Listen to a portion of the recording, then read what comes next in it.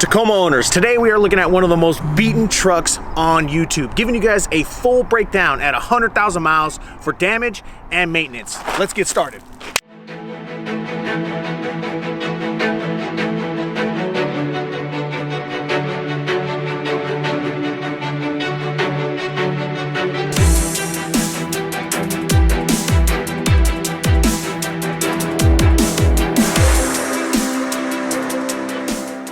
Hey, what's up guys? Welcome back to an episode of Dirt Nation Off-Road. So today we begin looking at our Toyota Tacoma as it is finally over 100,000 miles. Now this is part of a series of videos covering all aspects of owning this truck at this mileage. If you're new to Dirt Nation Off-Road's videos, I'd suggest you check out the first one in this series covering the history of this Tacoma and all the abuse that it's been through. If you're a regular on this channel, then you know why we're here.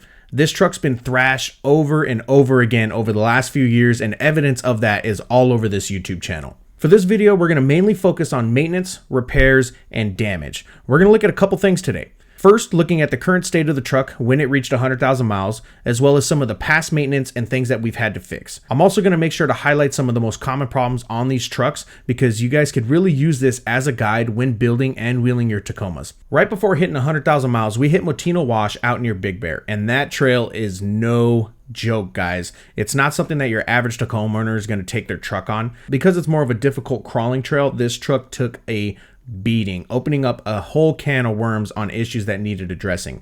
The list is as follows: broken diff mount, snap leaf springs, bent hangers, cracked exhaust in 2 places, leaky transfer case, cracked spindle gussets on both sides, and also the hubs, brakes, lower arms, cam gussets, and upper control arm bushings needed replacing. Now, a lot of this wasn't caused just by that one trail, but the broken diff mount was what got me looking at the rest of the truck.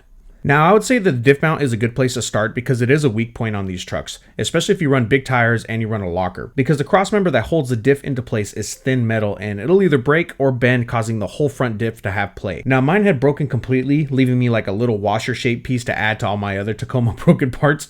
Since mine had broken completely, my front drive shaft would actually hit the bell housing when the T-case torqued in 4 low. Luckily, there are good options to fix this. I had taken mine to a local fabricator that I met through Instagram. His name's Robert, and his IG you can find right here, Welds Taco. He's created his own kit to reinforce the front diff on these trucks. Now, he installed mine for me, but he actually sells this as a DIY kit if you guys want to do it yourself. So if you're interested in getting that kit, make sure to hit up Robert on Instagram, shoot him a message, let him know Dirt Nation sent you, and get you guys taken care of. Now, this is one of those upgrades that I highly recommend doing beforehand because if it breaks and you don't notice, it can cause a whole lot of problems for your entire drivetrain. Next thing I addressed is the front end vibrations I was getting. First, replacing the hubs and the upper control arm bushings. Now, hubs I've replaced 2 times at this point, so about every 50,000 miles. I've made a video covering hubs and some of the issues that you can have with them, but to keep it short, bad hubs can cause bad tire wear, issues with brakes, and even lock up the wheel in some serious situations. I replaced mine with Dorman, which is the OEM brand that you're going to get through the dealership, but you can get Dorman on Amazon or Rock Auto for a much cheaper price. Upper arms, I ended up just replacing the bushings and I re-greased them. This is my second set of arms, which is the Solar Motorsports mid-travel arms with a uniball. I used to run the Dirt King arms, which had a ball joint, but I do prefer the uniball for its durability and the fact that you can flex way more than a ball joint. On the old arms, I replaced the bushings a couple times, so with this set, I'm now replacing poly bushings about every year to a year and a half. Also replaced the front brakes. I've done the pads 2 times before in the front, keeping the stock rotors and getting them refinished every single time that I've changed the pads. So the rotors have lasted 100,000 miles, which isn't bad at all. This time around, I upgraded to a performance pad and some slotted rotors from Hawk Performance. Now, I'm going to do a full review on these in the future, but for now, what I can say after a month of driving with these, I gotta say, I really like them. I've had a situation where I had to make an emergency stop on the freeway and this truck stopped on a dime, which is pretty impressive considering that I have 35s and I carry a lot of weight. Pretty cool stuff. Now, on the same day replacing all this, I discovered an issue with the spindle gussets. Spindle gussets in a nutshell are weld-on reinforcements for the spindle because they can bend or break with enough abuse, and we've seen it in previous videos. This is another one of those upgrades that should be done beforehand because you can see by the condition of mine, they did their jobs. Mine have hairline fractures on both sides just above the welds. So from that, I can guarantee that without these, my spindle would have at least bent, most likely broken. Now I also discovered a noise in the steering coming from the steering rack, which turns out is the bushings going out. This is really unfortunate because I've replaced that steering rack last year, which included new bushings. Either way, at this point, it's just a noise I'm going to deal with because a replacement rack is a humongous headache. Probably one of the worst installs I've ever done on the Tacoma. I would suggest to you guys, just have a shop do it. It's worth the money because replacing that rack is a huge headache. The last thing replaced in the front end was the lower control arms. And surprise, surprise, the LCAs are the last thing that was stock on the front end of the truck. I had been running these for the whole 100,000 miles with a ball joint replacement at 50,000 miles. And I'll tell you right now, these things were beat. The bushings were donezo. They've needed replacing since 2020, and I put it off all this time because lower arms are super duper expensive, and I need to find a reliable source to help fix another issue related to the lower arms, and that's the cam gussets. So cam gussets are these tiny little metal tabs, and they keep your alignment into place, but because they're so small, they tend to bend with abuse. My driver's side had actually bent before starting Dirtnation, so it's been a few years since I could actually align this truck properly. The other issue with alignment is the cams going into the bushing will seize because Toyota doesn't grease them from factory. So a couple of Zuza trips, a couple water crossings, and now you can't do your alignment properly. So to fix all this, I headed out to Sibi built in Santa Ana. These guys are 3rd gen Tacoma experts. We've worked with them before. The owner, Jason, actually had my truck tuned, so I knew I was going to be in good hands with them. They ended up installing a set of cam gussets from Total Chaos, as well as 3 new cams from the dealer. They also installed a set of new lower control arms that I picked up from Rock Auto. So these are stock specs, not an upgrade, not anything fancy, but they do have a serviceable ball joint as well as bushings, so they're going to work for now. And then back to cam gussets, I would recommend doing this upgrade early on in your build because once you have consistent alignment issues, you're going to run into a lot of problems, mainly bad tire wear, which is going to be a very expensive headache. And for all you Tacoma owners out there looking for a reliable shop, I would definitely check out Sibi Built. These guys are experts and they know what they're doing. They take good care of you. And every time I need to do something on my truck that I may not be able to handle myself, these are the first guys that I'm going to be going to. So check them out. I'll link all their information below. Now to wrap up the front end, tie rods I left alone because I did change them last year with the steering rack, but I did check them and they were fine. At this point, I've changed the tie rods 2 times, and then the CV axles I've changed a few times. 4 times for the driver's side, 2 of them being a broken one on the trail. I ripped a boot on another one, and the last one was just for maintenance. Passenger side, I've only replaced 1 time. I haven't broken any, but I did replace it for the re-gear for maintenance, and then on that side, it actually needs to be replaced right now. Currently have a ripped boot, which is just duct taped, and it's been like that for about 8 months to a year. And then axles, I usually take to a local axle shop, and I'll have them rebuild the stock OEM axles because that is the strongest ones unless you do like an upgrade. And then I do carry an aftermarket as my spare, which I've installed on my truck a few times. I've installed it on other people's trucks. It's just a solid all-around spare. Moving on to the bottom of the truck, I cracked the exhaust in 2 places, both of them being on that Motino wash trip. Now this is the 3rd time that I've smashed the cross pipe underneath the transmission. It's a pretty common problem on these Tacomas. I've seen it on quite a few trucks where they'll smash that same piece. For me, I had an exhaust shop relocate the piping a little differently so that it can avoid rocks. Now you can avoid having the same issues by getting proper skid plates, because I've only used the engine skid plate from RCI, and at this point I would need custom skids to protect everything because my cross members are so bent that nothing would line up correctly. So skid plates is another thing that I recommend getting early, especially if you want to hit rocks. I also found some cracks in the subframe that I'll need to reinforce, and then the transfer case has now been leaking since 50,000 miles. It seeped before that, but Toyota refused to cover it because it was such a slow leak. They probably would have fixed it if I made a big deal, but I didn't, and here we are. Lesson to learn for you guys. Either way, it's something I'll have to address in some downtime. For now, I'm just making sure to check the fluid and fill it up every couple months. Continuing down the bottom of the truck, the drive shaft has some scratches. Nothing too serious, although this is my 2nd drive shaft that I've had on the truck because I broke the first one sending it up a hill. I ended up breaking the rear U-joint as well as the flange. Now I could have had that drive shaft repaired, which I may do in the future just to have like a solid spare, but for this I opted to just get a new one from Toyota so I don't have to worry about it. Then the rear diff leaks here and there depending on how the truck feels that day. In all honesty, it's been slow leaking ever since I did the rear gear, so I may not have just sealed it up correctly, but because I don't have a skid plate, back to skid plates, you know, I'm dragging this thing across rocks all the time, so it's going to create leaks, it's going to cause issues. So learn from me, get your skid plates, and you guys will be solid. Now the next big break in the rear was the leaf springs.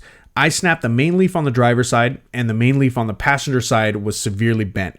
So these are Divers, which is like the upgraded, you know, this is the best in the biz, but I actually bought mine used. I'm not terribly surprised I busted them in less than a year. And honestly, I don't know when I broke them, but I'm going to guess that when I jumped the truck fully loaded on the last overland trip, that definitely didn't help. So as of this video, I put a set of stock leafs back on with a 1.5 inch lift block, which is going to keep my height as well as keep the shocks from bottoming out.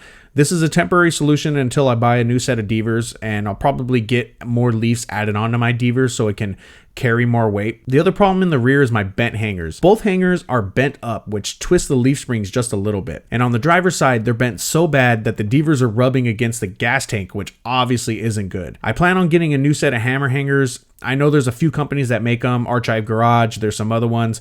I'm going to kind of pick and choose, see who I might go with, but that's an upgrade that I'll definitely have to make in the future because bent hangers, that's no bueno. And that's about it for the current state of the truck. There's still a couple other things that we're going to have to get taken care of, but I got a plan in place to get all that handled. Now, continuing with the 100,000 mile service, I also made sure to change the oil on the engine as well as the transmission. So for the engine, Toyota recommends changing the oil every 10,000 miles.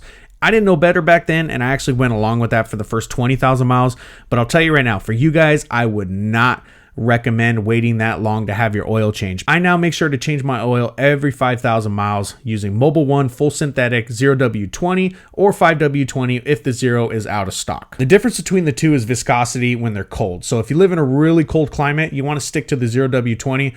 Otherwise, it really shouldn't matter. Just make sure to use quality oil because when you treat your vehicle right, it's going to treat you right. For the transmission, I did a drain and fill for 50,000 miles, and I did the same thing at 100,000 miles. Toyota states these are sealed transmissions, so you don't have to do like a full flush or mess with the filter when you're changing the fluid. A simple drain and fill with 3 to 4 quarts of ATF from Toyota will do the trick. Now, the very last thing on my list for the 100,000 mile service is spark plugs.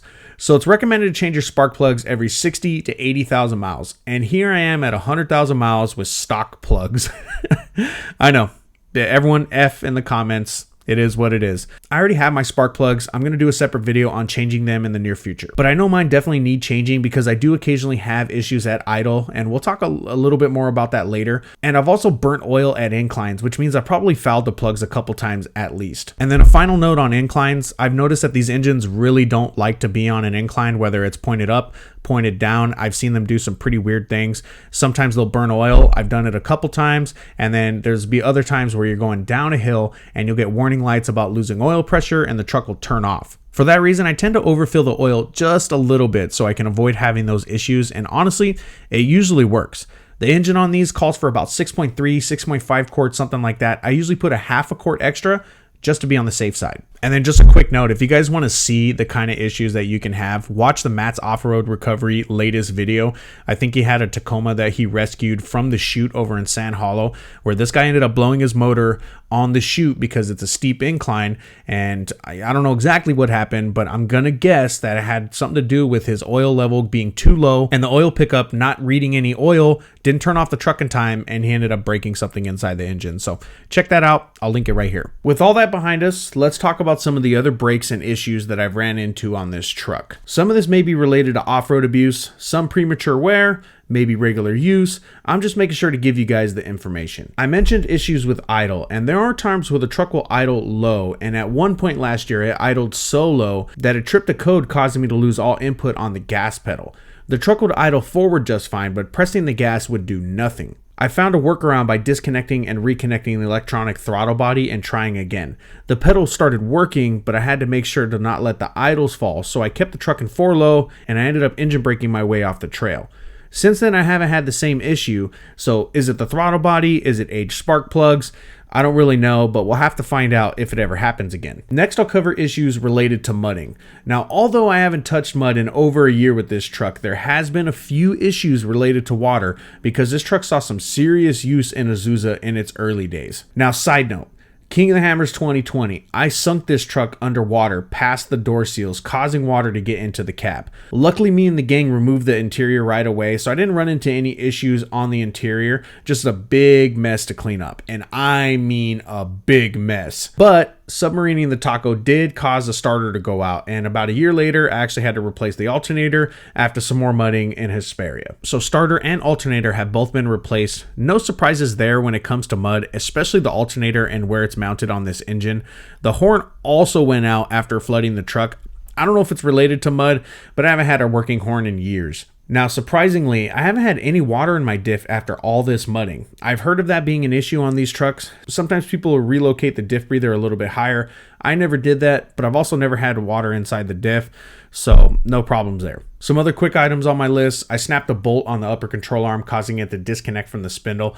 Now, this one was kind of a surprise because I don't usually hear about bolts like this breaking on trucks, but when I did check the other side, it was loose. So another lesson to learn for you guys, make sure you use Loctite, make sure you check your bolts, and you should be solid. In that situation, I used a bumper bolt similar in size to patch it up. Now I carry an extra one of those bolts just in case. Now, the first legit break that I ever had on this truck, forcing the only time this Tacoma has gone home on a trailer, was the driver's side wheel cylinder leaking, causing me to lose all brakes.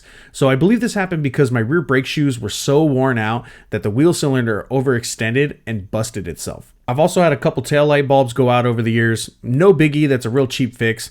I've also broken multiple taillights, some of them on rocks, some of them on the truck just flexing so much that it breaks the plastic mounts internally, showing the importance of bed stiffeners, which I do not have. Look into bed stiffeners if you want to avoid that issue. Keeping up with lights, the headlights on these trucks are fragile. In fact, the whole front end on this truck is fragile. This is my second set of headlights, and I still need zip ties to hold them all into place. Now, this isn't just because of the fiberglass. This was an issue before with the stock fenders as well. They're just cheaply made and can't handle bouncing around and the cab flexing. The front grille, also a big problem. I've broken 2 out of the 4 mounting points, causing the whole thing to sag and rest on the bumper. Now, part of this is because I do have a metal insert on the front grille, but I've also seen this happen on other trucks with stock plastic grills. Another problem I've discussed with others is the front crash sensor having issues. Luckily, I have a 2017. I don't have the crash sensor, but I hear a lot of horror stories with these, and once they get wet or you mess around with them in any way, they have problems. Also, the lip on the front bumper tends to fall off with some abuse. Mine was zip tied on for the longest time until I changed bumpers, but it's very common to see these come off. Now, back to the rear of the truck, I've had to replace the camera wiring on the tailgate. Now, this was when my tailgate fell off in Anza-Brego, and I'm not 100% sure, but I think I left it open, which is why it probably shook itself loose. But at this point, who knows? All I know is the tailgate fell off, ripped the camera wiring, and I had to replace it. Simple fix, no big deal there. Up top, I had to reseal the light at the top of the cab. Now, it's very, very common for these to leak when it rains. Keep an eye on yours, especially those of you with the 2016, 2017. I've seen a lot of problems with these. The gasket breaks or whatever the heck it is holding it into place. It's just cheap and it breaks very, very easily. I ended up sealing mine up with some silicone. But for you guys, you'll notice that your headliner, your rear seats will get wet. Check it out. Just keep an eye on it. Moving on to the interior, I've seen some small issues. I got 3 lights on the dash. I got the airbag, seatbelt, and tire pressure sensor. The airbag is a sensor inside the dash on the passenger side. Seatbelt I never had checked out, but I'm pretty sure it's a simple fix. And then lastly, the tire pressure is just me not having the sensors inside my tires anymore. Next, the driver's seat on this truck is absolutely trashed. Now, I'm a big guy. I'm about 300 pounds, and I'm pretty sure that's just me sitting in the truck all day long. But at this point, there is no more back support in my driver's seat. I'm pretty much getting stabbed in my spine at all times. The touchscreen on the radio has also gotten buggy recently, randomly losing touch sensitivity. It comes and goes. Passenger seatbelt will randomly be hard to unbuckle. And then in the rear, the back passenger window has fallen off the track, I believe 2 times now. It's been a very, very long time, but it has happened a couple times, so I gotta note it. And then on the same side, the seatbelt has been stuck for years. Now, this happened after I flooded the truck, so I don't know if something in that mechanism got seized up by the mud and the water, but it's something to where the seatbelt hasn't really worked consistently in a long time. So there it is. We are now left with a truck that has definitely seen better days. It's been through some things, and in my opinion, I think this truck has handled it well. There's a long list of issues that I've had with this truck, but it's also been abused in a very extreme way. Toyota continues to make vehicles that can last a very long time. I would say there's plenty of reasons to criticize Toyota and the vehicles that they make, but durability isn't it? Those other things I'll be sure to cover in an upcoming video as I continue to take a more complete look at my experience owning this Tacoma. But before that, in the next 100k video, we'll be giving you guys a closer look at upgrades and what I've learned about modifying this truck over the past few years. If you guys are new to the channel, make sure to subscribe so you don't miss those videos. But that's all I got for this one. I want to thank you guys for watching. Make sure to subscribe to the channel. Follow us on Instagram, Facebook, YouTube, and Patreon. You can also hit us up for shirts, hats, hoodies, and all those other goodies. dirtnationoffroad@gmail.com. Until next time, thank you guys. We'll see you again.